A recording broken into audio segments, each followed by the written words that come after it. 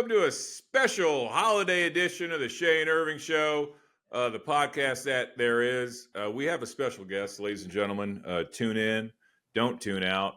Luke Burbank is here to help us through Thanksgiving, the host of the radio variety show Livewire, but more importantly, the co-host of the coolest fucking show that you should be listening to, Too Beautiful to Live. Luke, how the hell are you? I'm great. Thanks for having me back. How are you doing now that you are a front-facing podcast host? I know that's a little while ago for y'all, but how long ago did you go public with this? Like actually start using your real ass face? Not that long ago. Honestly, I have not been to a whorehouse since. So It's been tough. It's been hard. Yeah. I mean, that was part of the reason for it, right? It's Correct. just to try to set some guardrails up in your life. I mean, my marriage is suffering dramatically because I can't see my girls anymore. Sure. Well, that's that's for the judge to decide, right? When I said girls, I meant my hookers. Okay. I see my kids every other week. It's not a big deal. All right. What do you think is the greatest emerging plot line of the NFL this year? And is it sunshine in the eyes in Dallas? You know what? If it wasn't sunshine, it would have. And we have Hammer de Tejas with us. Sorry, Hammer. He is sorry to jump all over things, Hammer. No, Burbank, you're doing the right thing. If it ain't the sun, it would be the lack of quarterback play that the NFL has given us the last couple weeks. I mean, this product sucks ass. But Jerry Jones is an absolute maniac. We all know that. He is the epitome of old guy yelling at the sky. Why don't we just turn the whole building out instead of putting up curtains? The man's fucking insane, and it hurts me every day to be a fan. I'm sorry to bring it up. It's just I feel like that story just has the legs like I wouldn't have expected. I feel like it just keeps showing up on my feed, him yelling at more reporters about something related to CeeDee Lamb getting blinded by the sun. But there's a turning point now. Like CD is actually saying, no, please put the fucking curtains up. If Post Malone gets the curtains, how the hell do I not get the curtains? Put them up. If it's good enough for Posty, if it's good enough for White Iverson. Exactly. So we got Thanksgiving coming up. And I know, you're a lot more, I guess I would say, stable and normal than I am. I need some Depends on who you ask. Fair. I need some tips. So Thanksgiving dinner, election just happened. Yes. There is a lot of raw emotion going around. There is a lot of people threatening cutting off family relations because of the results or because of how somebody voted. Two things. How do you avoid conflict at Thanksgiving dinner, A, but B, when and how do you coordinate the cousin walk after the conflict? Well, you've come to the right podcaster, Shea, because I'm a big Thanksgiving guy. Yeah. You see those like wife guys on social media. If I had an identity, it would be Thanksgiving guy. Okay. Because I grew up in this very strange branch of Christianity where when I was basically up till about 14 or 15, we didn't celebrate Christmas because it's a pagan holiday. Same exact. Oh, you know the drill then. Swear to Christ, same boat. Hey, be careful, buddy. You're amen. Throwing that around. So we didn't do Christmas. So Thanksgiving was this like huge thing. It was like we didn't get to do Halloween. We didn't do Christmas. We didn't get a lot of like good holiday action in the Burbank household growing up. And so Thanksgiving took on this kind of outsized importance. And to this day, it's the high holiday of our family. Like everyone I've ever been married to, which is 2 people at last count. Nice. And now my current girlfriend, everybody knows that I'm going to be in Silverdale, Washington on Thanksgiving at the Burbank ancestral home because it's a big deal. And everybody who marries into our family, they're like, we have to go there on Thanksgiving or we won't see these people. So it's a big deal in our family. And so, I think about it a lot. Now, define the cousin walk for me, though. Getting stoned, doing drugs. Oh, yeah. Yeah, that's the fire pit.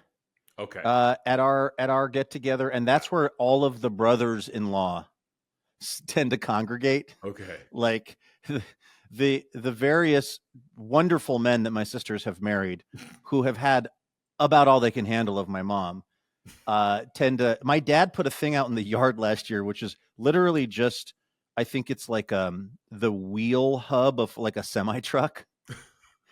Or so Okay. it's some kind of automotive thing. It's round, it's metal, and they throw wood in it. And all my brothers-in-law just basically stayed out there by that fire all last year. So I guess that's a version of the cousin walk. Yeah, that's smart. It's funny you mentioned. I mean, so I grew up in Irving, Texas. Obviously, Shea and Irving. We moved. My parents white flighted to a town after I got in a bunch of trouble. And the road my parents finally got a house. I love that you were the crime spree your parents were trying to escape. It's true. They were like, we got to get out of here. He's fucking wrecking the neighborhood. So we took off. And the house they finally got the street they got a house on had 12 houses, right? 1, 2, 3, yada yada. And when we moved in, the sellers of the house were like, oh, by the way, here's all the Christmas decorations. And my dad was like, what the fuck are you talking about? Well, we bought the house that was number 2. It was 2 turtle doves. We were number 2 out of 12. And every Christmas, they had these massive wooden structures, 2 turtle doves, 3.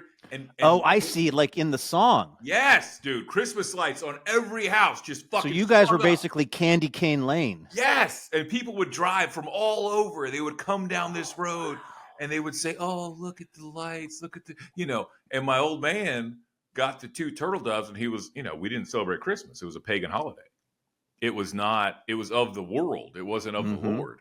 So we didn't celebrate it. It was unclean. Exactly right. And so my dad was like, absolutely not doing it. Don't give a shit. They were like, sir, it's tradition here in this town. You have to. And he was like, don't care, not doing it. Praise the Lord. And so they made the neighbor have like 2 and 3 in their yard.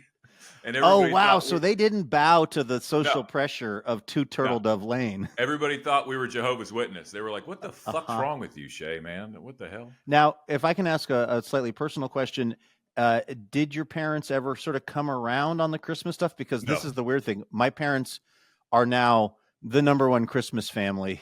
That's funny. Of all time. No. And I was like, where was that when I was a depressed 11-year-old who had to lie to my granddad in North Carolina about the fact that we didn't celebrate Christmas? Yeah, that would have been convenient at 11. I could have used a little Christmas cheer growing up. Right when I moved out of the house, my parents started to normalize, and now they're like full on with all of the holidays. I have to say that like I come from the one, and again, I know politics, as previously stated, Shea, are a pretty fraught topic right now. But I come from the one evangelical family where like my personal politics are I'm not so much a Trump guy, and my parents are also not so much Trump folks, and my siblings are all not. Basically, we're somehow all on the same page, which is our page. Doesn't have to be everybody's page, but we are not going through. We only have one nutcase in the family, and he's on the outer ring. It's my Uncle Mike, who literally just rereads the book of Revelation over and over again, and moved to Russia, literal Siberia, so he could be a pastor. Because he felt probably like the language barrier would give him a little credibility with these Siberians. They wouldn't know just how sort of off the rails he is. Now we park him in a corner and he looks at Russian car crashes on YouTube for the entirety of Thanksgiving. And that kind of keeps him occupied. He's the only outlier. The rest of us are all kind of like on the same page. And that really helps because we're not running up against super tense feelings around the election. That helps.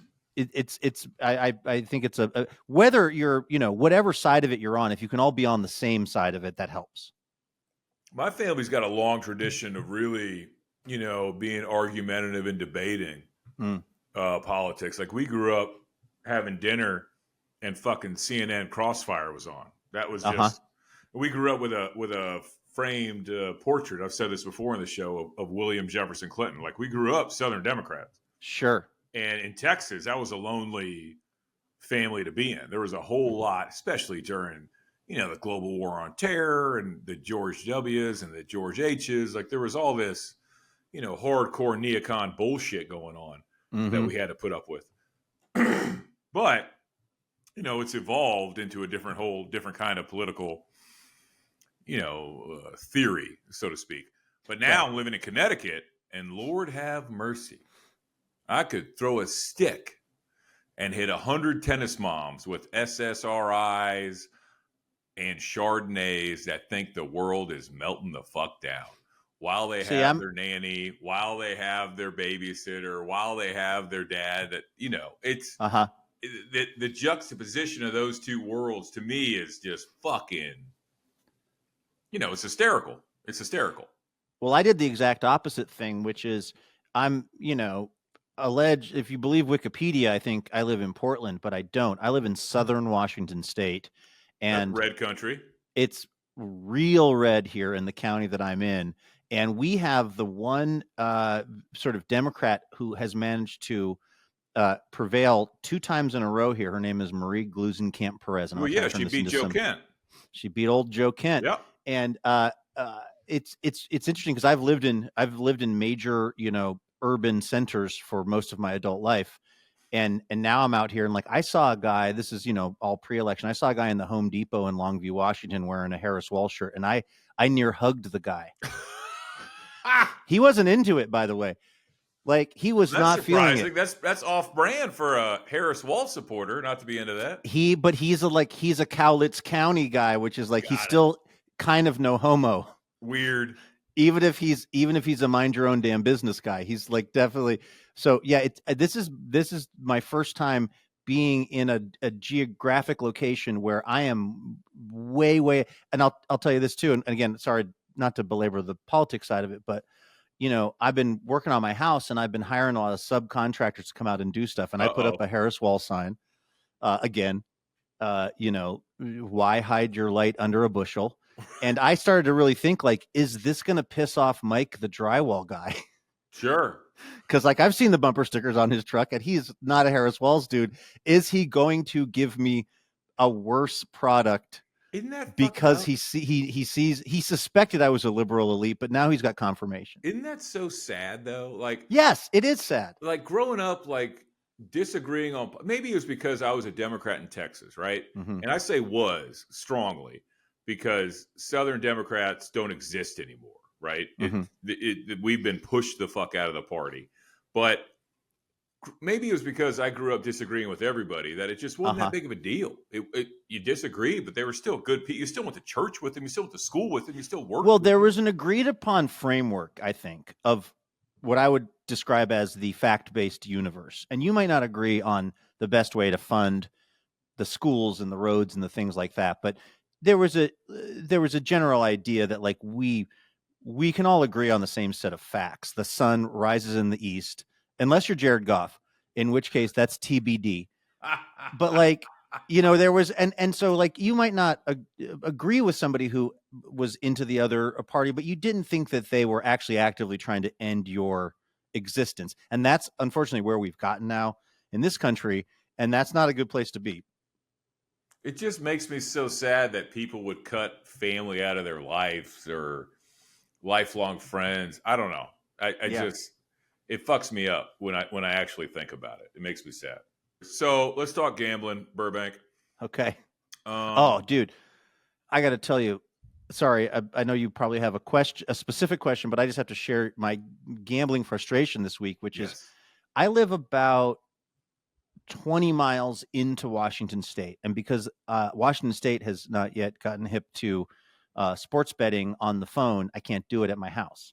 I would have to either drive to my local native casino, which I've been known to do, or go down into Oregon to place a bet. And I knew beyond a shadow of a doubt that Detroit was going to win that Sunday night game. I was just like, this is one of those games that it looks so much worse than it is for them. I'm talking about them versus the Texans. Yeah. And I was like, I just want to hammer this bet so hard, but do I want to drive 30 minutes to the A Casino to do so? And I didn't. And I'm really mad because I think I left about $1,000 on the table. Burbank, don't you have a local bookie?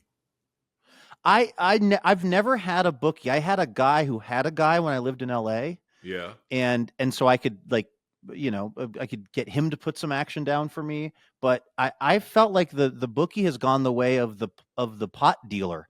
We've legalized this Yeah. so much that there's like no room anymore for the mom and pop See, operation. the problem you have is there's not enough Italians in Southern Washington. That's the Well, issue. that's true. We are Yeah. notably Yeah. low on Italians here. It's same with Connecticut, but with Mexicans. That's why the food sucks out here. There's not enough Mexicans, too many Portuguese, way too many Italians. I could throw a stick and hit 30 bookies. But that's. But do you ever? Can I ask you a question? Could you get? Because here's the thing with me and the bookie that I had by way of my buddy John in Pasadena, which was I never got any of that money. It was all theoretical. I mean, I paid into it, but I did not ever make a withdrawal from this thing ever. It was an abstract concept of ones and zeros that existed based on how Rick Meyer was doing on that week. No, these are real deal Italians. Okay, so you can actually make a withdrawal from if you have a good week, you can actually get your money. 100%. So the way that I have it set up, because I've been doing this for a long time, is I have a card and I have a limit. So when I hit that limit, I pay, or when he hits his limit, I get paid by him. But, oh, nice. But normally Tuesday settle up day, you go to the fucking Italian sandwich shop and you get paid or you pay him. Like, it's literally down the street from my office. People just do it every day. So strong Sopranos vibes there in Connecticut. Connecticut, 20% of the state identifies as Italian American. I think it's an epidemic. Nobody cares when I call and report them or talk to them and say there's more than 3 of them at a shop at a time. Nobody sends a gang unit. They should. Well, let's see how Trump does with the first wave of mass deportation. Maybe that's true, because Italians have only been white for 60 years. I mean, again, this conversation keeps stubbornly dragging itself back towards politics. But I do think it's funny that there's always some group of folks that are now the ones that are being sort of singled out to have been like everybody wants to pull the ladder up once they get into this place. Let's be honest. Dry foot syndrome. What do you mean? And I just don't, I wish that weren't the case. All I'll say on that. Fair enough. So Thanksgiving is going to be, it sounds like it's not a shit show with your family though. Everybody's there. Everybody agrees. Well, it's not a political shit show. It's a culinary shit show because this is what I need. Well, I've got so one of my brothers-in-law and my sister own a restaurant. Oh. And my brother-in-law is a phenomenal chef and can just cook anything. Also, my sisters have become incredibly skilled at cooking and preparing food. There's only one person who is not great at it, and that is my biological mother, who has over time resented the fact the sort of like fact that she's no longer in charge of any of the food. So now the move is to sort of stand in the kitchen and lament the fact that she's less relevant to the plot line of this dinner. Poor mom. The dinner has gotten so much better. It's like so much better now. Yeah. But it's every year it's real drama around the food, and we have to just kind of we do what families do, I guess, is although maybe not your family. We just try to generally get along and go along and be nice about it. And if my mom tastes some of the mashed potatoes and says, well, these seem a little, I don't know, these seem like they need more butter to me, we just kind of say, oh, well, Josh, add a little more butter. We try to kind of placate her. Yeah. Let her taste the green beans and go from there. Yeah, exactly. I was in Vienna last year for Thanksgiving. My parents live there now. Okay. They retired to Europe. We're German as fuck. My dad's getting citizenship. So they were in Munich for years. Now they live in Vienna. So I went to Vienna with my family, and I was drinking back then. I took a break because of a lot of things, but one of them is the Vienna trip. I think you and I were on a break last time I was on the show. I think we were. Yeah. I was housing an Athletic Brewing. Yeah, so was I. I don't know where it is. But I'm going back this year for Christmas. So last year, got in a lot of trouble. bought the wrong bird for Thanksgiving. My mama was pretty pissed. But now I'm back. And I think I'm going to come back. You literally bought the incorrect turkey? Well, so in Germany. Or did you buy Redbreast whiskey? No.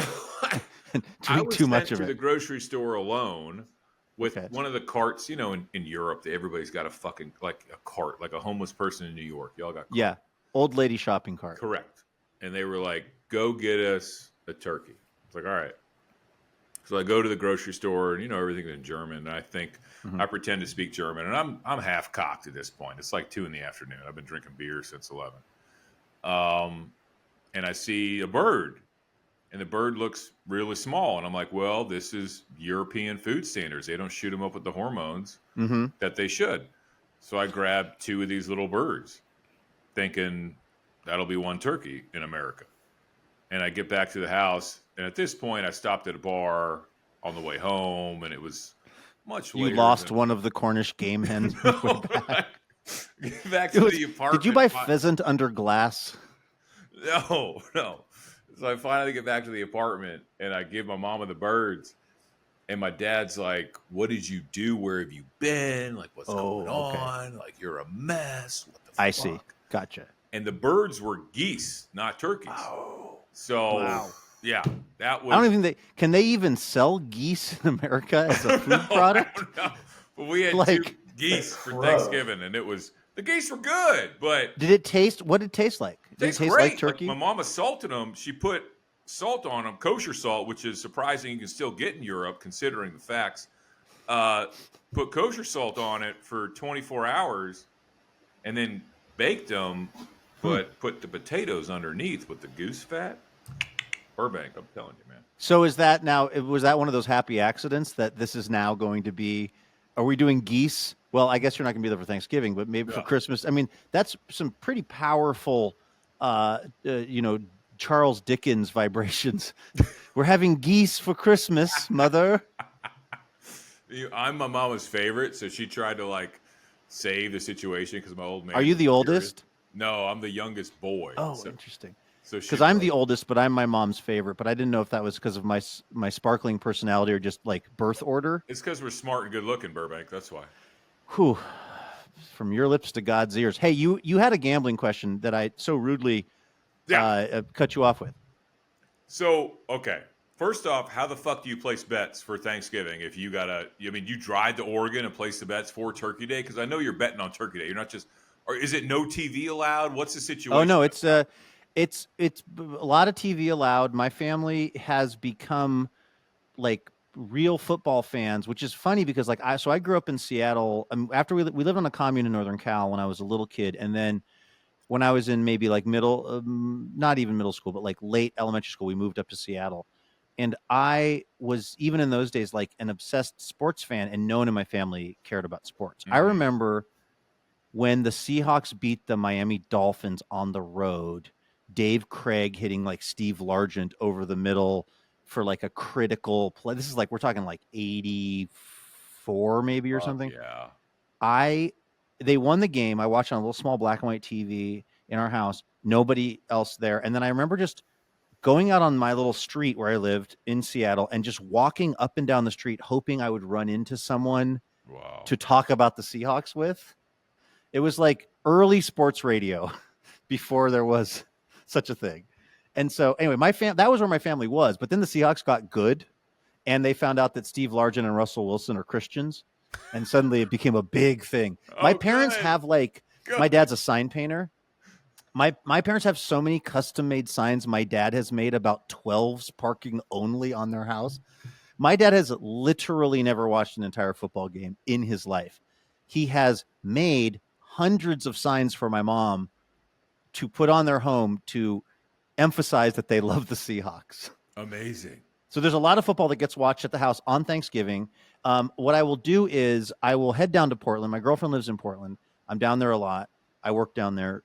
So I'll put some bets down as soon as I cross state lines. I have been in a situation where, because the way that the Portland airport is situated, it's right on the border of Oregon and Washington. There's the Columbia River is what separates these two things. Okay. And I have been betting on sports at PDX in such a while the plane is taxiing, in such a way that if it turns right and gets too close to the state of Washington, DraftKings kicks me out. But that if it takes a left, I can get my bet in. This is a real thing that I have done a few times. Sometimes it's really kicked my ass, and sometimes I've been so grateful that I wasn't able to get my hunch in. That's some real degen shit, Burbank. Oh, my friend. I mean, I do I pride myself on this at age 48? There was certainly a time where I prided myself in the fact that I am the most low class person who has been fortunate enough to have the most high class of media jobs. Like I would put my record of degen, the sort of XY axis of my degen versus the things that people have let me do in the media. I'd put it at an all time high. I used to play in this illegal poker game in Portland, and when I would talk about my job with the people that pronouns, or how was that?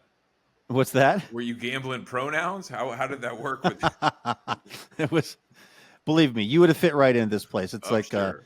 It was Mos Eisley's Space Court.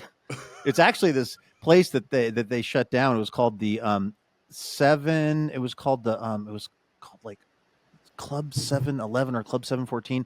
It was basically a bar that just, you'd go in there at about 11 and a poker game would start. And then whenever bars were supposed to close down in Portland, they would just lock all the doors. Oh, yeah. And then we would just keep playing poker for like 2 days. Yeah. Fuck but when I would describe my job to these folks, which first of all was a terrible idea. I don't know why I would ever do that. Probably a lot of alcohol and a lot of long hours.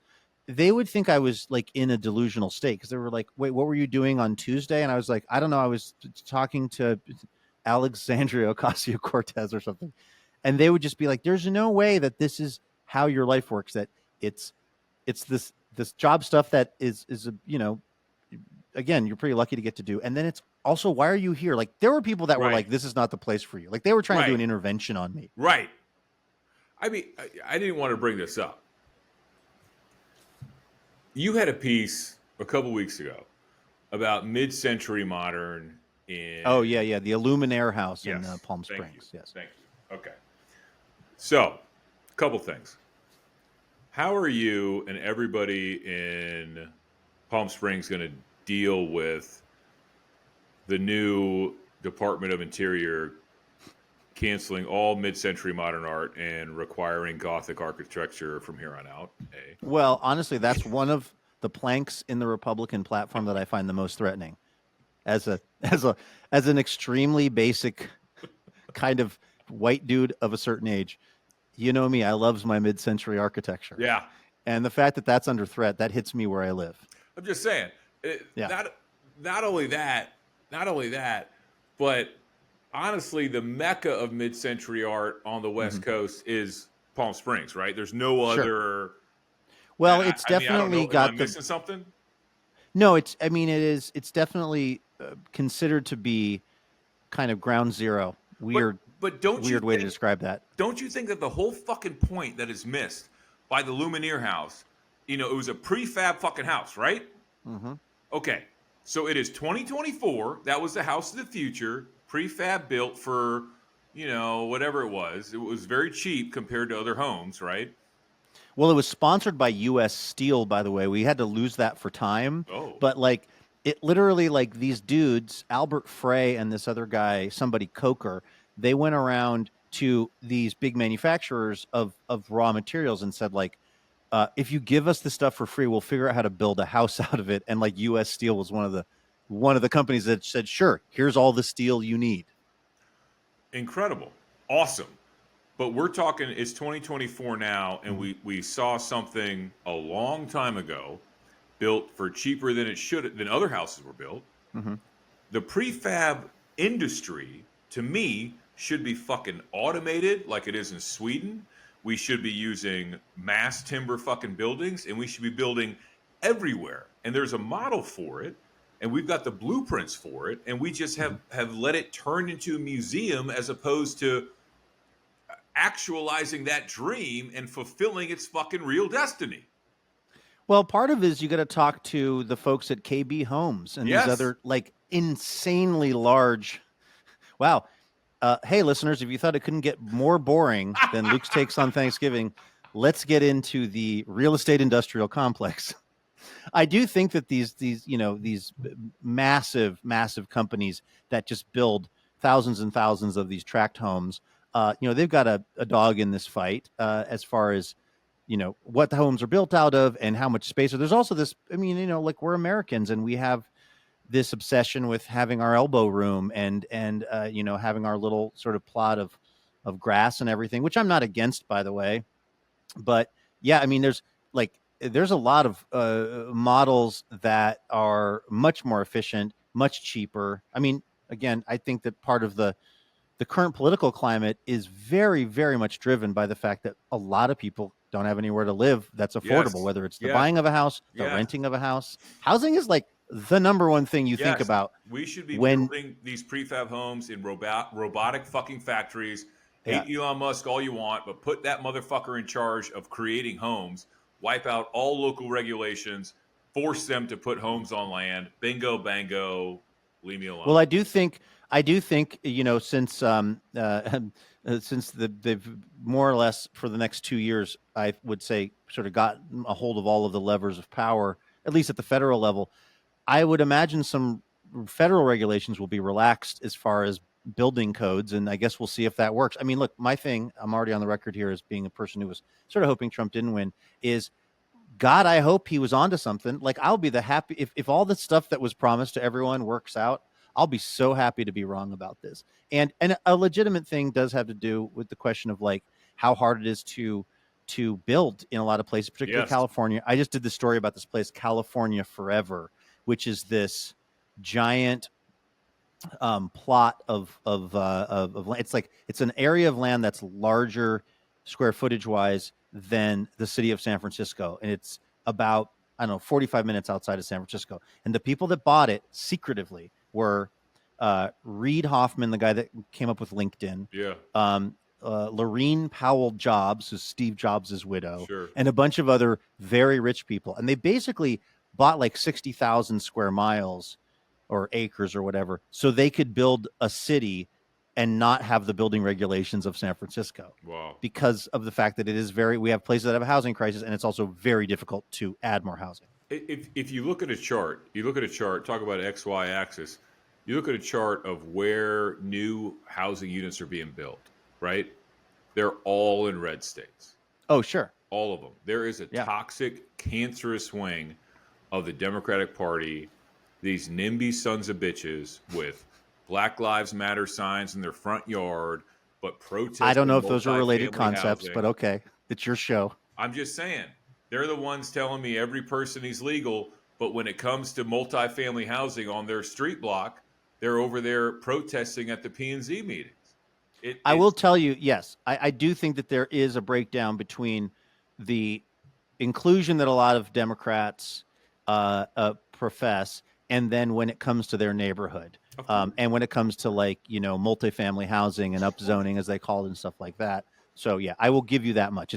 It's all fine in theory until they want to tear down the cute single family home in front of you and build some giant quasi apartment building. Heaven forbid. I think Democrats would do themselves a huge favor if they could show us and the country how great it is to be in a uniparty city that lowers the cost of housing, lowers the cost of living, makes the quality of life go up. I think that San Francisco, LA specifically, San Francisco got a lot longer to go, but LA could turn this thing around quickly by just printing housing. Do you mean those 3D printed things where it looks like a long little excretion of dog poop that eventually becomes the walls? Because I feel like I've been seeing those stories for years. By the way, you may see me doing some story like that in 2 years. Don't judge me. I feel like I've been seeing footage of those houses being crapped out for however long, and I'm wondering when we're going to start living in them. Yeah, I don't know. It's just housing to me is the ultimate justice. I think all the other justices that people cry about mean nothing. I think economic justice and housing justice are the most important factors in this country when it comes to that shit. Well, they sure seem to be that, and apparently the price of eggs. Price of eggs matter, were very man. pissed about that. They matter. I was like, I was like, well, again, I'm showing my annoying liberal tendencies, but I was like, you might be able to absorb the cost of those eggs if you weren't driving a goddamn semi truck to your daughter's volleyball game. Right. Right. Well, if diesel was lower, I wouldn't have to buy a diesel truck. Wake up, Burbank. All right, that's fair. I'm showing my liberal elitism Yeah. once again. Yeah. Yeah. You're lonely in Southern Washington, brother. Hey, by the way, who's even? I mean, I guess this is a dumb question because it's always the Cowboys, right? Who's playing on Thanksgiving? Do we know? That's actually a Lions. It's always the Lions, which is fun this year, and it's always the Cowboys, right? And then the other ones kind of rotate through. Bears, Lions, Giants, Cowboys, Dolphins, Packers. Did you hear this stat, by the way? And again, my guess is this is going to air a little bit after we're recording it, but the Monday Night Football game, which was Dolphins Rams. Did you hear the stat? If the Dolphins would have lost that game, what it would have been the first time ever? What? Every single FBS and professional team in Florida lost that weekend. Oh, I did see that. With the exception of Miami. They were like 12-0 going into Monday Night Football. Had never happened. Miami pulled it out, but there was the potential of literally every football program north USF, of high school. UCF, FIU, all that shit. All of them. Man. That would have been. I was rooting for the Dolphins because I needed the Rams to lose. I'm a Seahawks guy, but I was kind of interested. I like statistical anomalies, and I was like, it'd be kind of fun to see. How about Tua going for that tackle on the pick? Oh man, what is he? I get a headache watching him. I get my stomach fucking turns. Yeah. What are you doing? You're putting your head down on someone's knee. They hit him in the back of the fucking head. We all saw it. And what's so weird about it is Mike McDonald. Is that his name? McDaniel? The coach of the McDaniel, because we got a Mike McDonald in Seattle. Everyone, at some point, there will be a synchronicity where every NFL coach is a 37-year-old guy named Mark McDonald. There'll be some merging of all of these Irish Catholic names. Yeah. But whatever the name of the kid over there at Miami is, he's, his whole thing is he's like not like every other coach. He's young, he's woke, he's cool. Like, I'm sort of surprised. Like, I could see Buddy Ryan sending Tua back out. I get your point. I don't see this kid sending him back out, but he is. Yeah. Fuck the bullshit. I mean, it's weird to me. And if this dude turns into Muhammad Ali in 15 years, I'm going to feel like a piece of shit. I'm just saying. What do you think about the guys wearing the big helmets, the big heads? Give me a fucking break. Like, just stop. Really? You feel like that's you're not into the the current day Don Beebe? Do you remember Don Beebe used to do that? I do. I think it's performative. I don't think there's been, because if there was any definitive anything, everybody would be wearing them. I don't think it's real. I don't know if everybody would be wearing them because I feel like they look dumb as hell.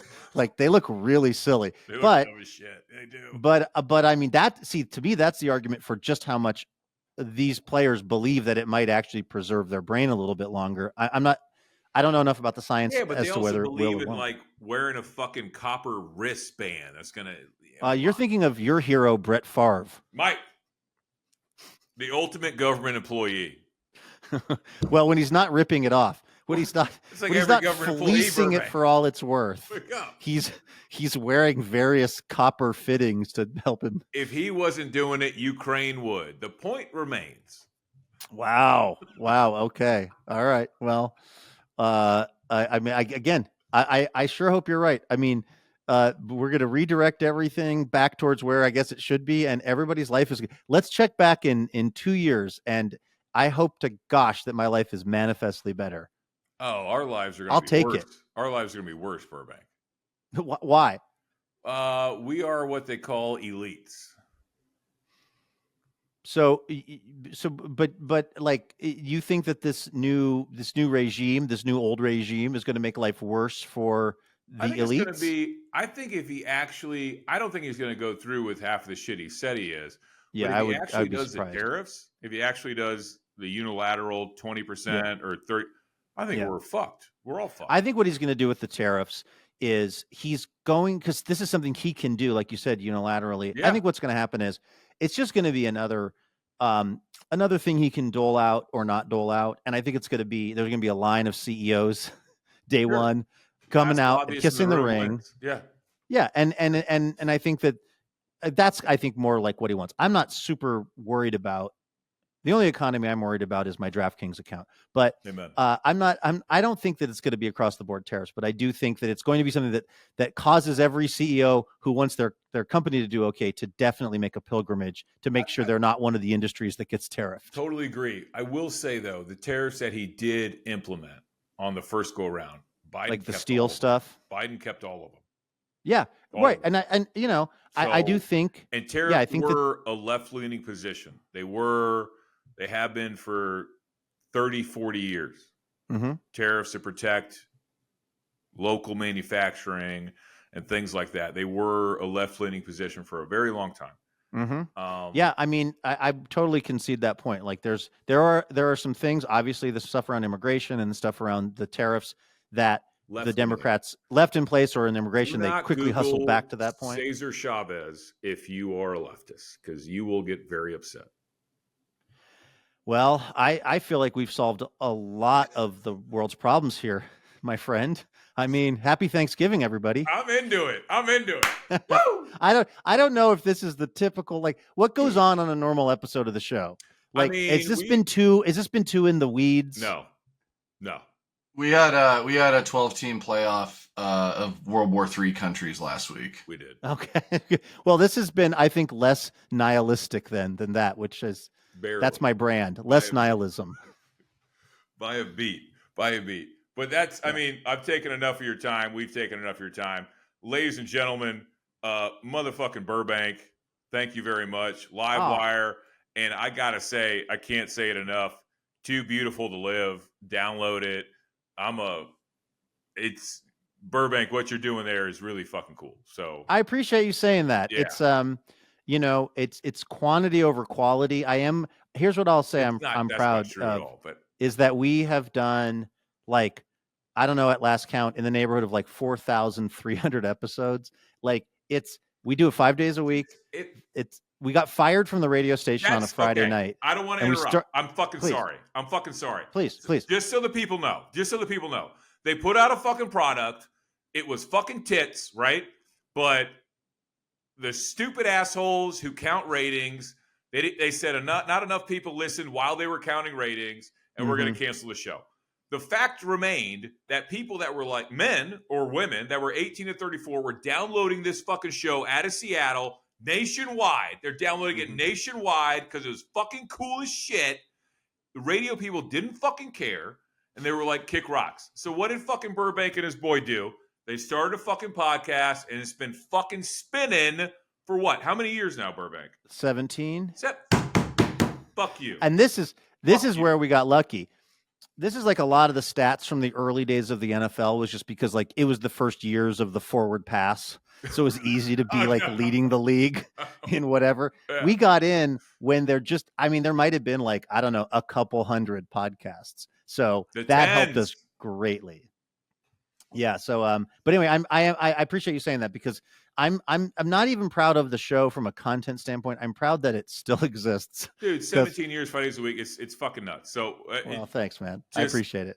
I appreciate you coming on again. It's fucking great. Dude, it's so fun. Anytime. I mean, this is, if I could talk about whatever it was I was interested, and I guess I sort of do, but if I could have my dream version of any of these shows that I do, it would just be this. It would be chopping it up basically about how Jerry Jones is a moron, like, or whatever. Like, here's the things I love: sports, gambling, alcohol. I'm allowed to still do 2 of the 3. Yeah.